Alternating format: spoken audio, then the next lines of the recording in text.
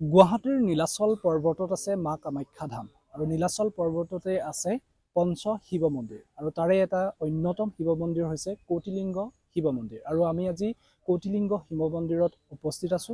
কৌটিলিংগ শিৱ মন্দিৰৰ কিছু পৰিৱেশ আপোনালোকক দেখুৱাম। এক খুব ধুনীয়া প্ৰাকৃতিক পৰিৱেশৰ মাজত এই কৌটিলিংগ শিৱ মন্দিৰ অৱস্থিত। নীলাচলৰ বুকুত থকা মূল মন্দিৰভাগেই হৈছে কামাখ্যা মন্দিৰ। কামাখ্যা ধামৰ উপৰিও নীলাচলৰ বুকুত আছে দশ মহাবিদ্যাৰ দশস্থান। কালী, তাৰা, ষোড়শী, ভুৱনেশ্বৰী, ভৈৰৱী, ছিন্নমস্তা, ধূমাৱতী, বগলা, মাতংগী আৰু কমলা। দেৱীৰ শক্তিপীঠৰ উপৰিও ইয়াতে 5টা শিৱ মন্দিৰ প্ৰতিষ্ঠা কৰা আছে।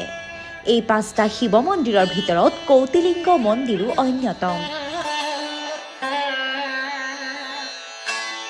প্ৰিয় দৰ্শক, এই কৌটিলিংগ মন্দিৰ ভাগ এটা গুহাৰ ভিতৰত আছে।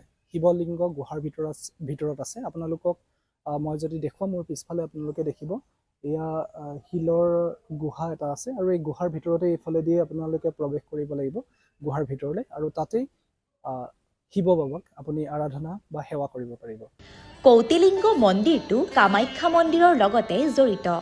এক সুন্দৰ প্ৰাকৃতিক পৰিৱেশৰ মাজত আছে মন্দিৰ ভাগ। মন্দিৰৰ চাৰিওফালে সেউজীয়া পৰিৱেশ। এই স্থানৰ পৰা মহাবাহু ব্ৰহ্মপুত্ৰৰ নৈসৰ্গিক পৰিৱেশো উপভোগ কৰিব পাৰি। প্ৰিয় দৰ্শক, ইতিমধ্যে আপোনালোকক কৌটিলিংগ শিৱ মন্দিৰৰ পৰিৱেশ দেখুৱালোঁ। এক প্ৰাকৃতিক পৰিৱেশৰ মাজত, খুব এক সুন্দৰ পৰিৱেশৰ মাজত এই মন্দিৰ ভাগ আছে আৰু আপোনালোকক এক খুব ধুনীয়া প্ৰাকৃতিক দৃশ্য দেখুৱাব বিচাৰিছোঁ, নৈসৰ্গিক পৰিৱেশ আপোনালোকক দেখুৱাব বিচাৰিছোঁ। মোৰ পিছফালে যদি আপোনালোকে চাই, এয়া দেখিব আপোনালোকে, এয়া ব্ৰহ্মপুত্ৰ নদী। চাওক আপোনালোকে, কি ধুনীয়া এক প্ৰাকৃতিক পৰিৱেশ, খুব এক শান্তিময় পৰিৱেশ ইয়াত।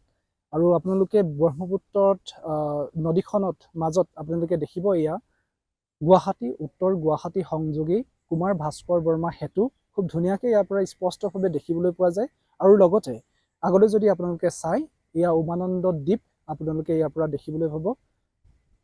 একেবাৰে খুব সুন্দৰ নৈসৰ্গিক প্ৰাকৃতিক পৰিৱেশৰ মাজত, শান্তিময় পৰিৱেশৰ মাজত এই কৌটিলিংগ মন্দিৰ ভাগ অৱস্থিত।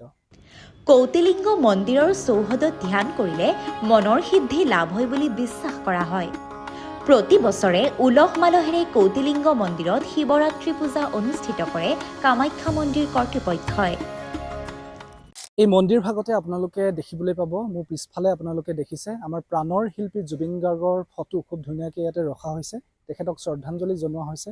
এইদৰেই প্ৰতিদিনেই ইয়াতে জুবিনদাৰ ফটোৰ ওচৰত চাকি বন্তি এইদৰে জ্বলি থকা পৰিলক্ষিত হয়।